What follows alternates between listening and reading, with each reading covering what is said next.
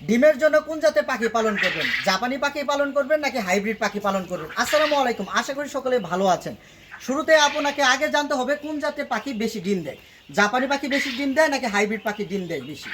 তো আমরা মূলত ডিমের জন্য যারা পালন করে থাকি, আমরা যারা খামারি আছি মূলত তারা জাপানি জাতের পাখি পালন করে থাকি। কারণ জাপানি জাতের পাখিতে ডিমের প্রোডাকশন বেশি, খাবার খরচ কম এবং অন্যান্য যে মেডিসিন খরচ এগুলো মূলত কম হয়ে থাকে।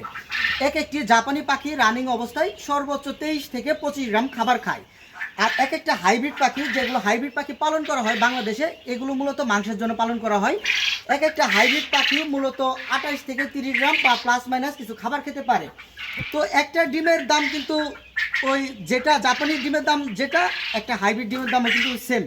তো আপনাকে আগে সিদ্ধান্ত নিতে হবে আপনি কোন জাতের পাখি পালন করবেন। যদি ডিমের পারপাসে পাখি পালন করতে চান, আপনাকে কিন্তু অবশ্যই জাপানি জাতের পাখি পালন করতে হবে। জাপানি জাতের পাখি পালন ছাড়া ডিমেতে কখনোই লাভ করতে পারবেন না। আর যারা মাংসের পারপাসে পাখি পালন করবেন, আপনারা চাইলে হাইব্রিড পাখি পালন করবেন। হাইব্রিড পাখি পালন করলে খুব তাড়াতাড়ি মাংস চলে আসবে এবং আপনারা বাজারজাত করে মোটামুটি ভালো টাকা ইনকাম করতে পারবেন। মূলত এই জাপানি জাতের পাখিগুলো 40 থেকে 42 দিনের মধ্যে ইনশাল্লাহ ডিমের প্রোডাকশন শুরু হয় এবং 60 থেকে 65 দিনের মধ্যে আশা করি এগুলো ফুল প্রোডাকশনে চলে আসে। এক একটি জাপানি জাতের কোয়েল পাখি মূলত 8 থেকে 10 মাস ভালো প্রোডাকশনে ডিম দিয়ে থাকে। আলহামদুলিল্লাহ আমাদের এখানে যে পাখিগুলো দেখতে পাচ্ছেন এগুলো কিন্তু পিওর জাপানি জাতের কোয়েল পাখি। কারণ আমরা মূলত ডিমের জন্য পাখি পালন করে থাকি, যার জন্য আমরা কিন্তু মূলত বাচ্চা ফুটাই।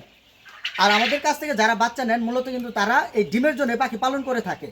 তো আমরা যদি হাইব্রিড জাতের পাখি পালন করি তাহলে কিন্তু একজন খামারি এখান থেকে লাভ করতে পারবেন না, কারণ হাইব্রিড পাখিটা মূলত মাংসের জন্য। আর আমাদের ডিমের সাইজ দেখুন, আলহামদুলিল্লাহ যদি এক একটা ডিমের সাইজ দেখুন, এগুলো কিন্তু মূলত 20 ডিম। এই ডিম দিয়ে কিন্তু আলহামদুলিল্লাহ আমরা বাচ্চা ফুটাই আর বাচ্চাগুলো সারা বাংলাদেশ ডেলিভারি দিয়ে থাকি। আমাদের এখান থেকে আপনারা যে কোনো বয়সের বাচ্চা নিতে পারবেন। আপাতত আমাদের কাছে একদিন বোর্ডিং কমপ্লিট এবং 22-23 দিনের পাখি রয়েছে, আপনারা চাইলে সেই পাখিগুলো পালন নিতে পারবেন আমাদের কাছ থেকে। তো আমাদের লোকেশন হলো জামালপুর সদর, ময়মনসিংহ বিভাগ, টাঙ্গাইল এবং ময়মনসিংহের মাঝামাঝি একটি এলাকা। আপনারা চাইলে সরাসরি আমার খামারে বা আমার হ্যাচিতে এসেও পাখি নিতে পারবেন। আর ভিডিওর মূল টপিকস হলো আপনারা যারা ডিমের জন্য পাখি পালন করবেন অবশ্যই জাপানি জাতের পাখি পালন করবেন। অন্য জাতের পাখি পালন করলে কিন্তু ইনশাল্লাহ প্রফিট বেশি একটা করতে পারবেন না। তো সকলে ভালো থাকবেন, সকলে সুস্বাস্থ্য কামনা করে এখানে ভিডিওটি শেষ করছি। আসসালামু আলাইকুম।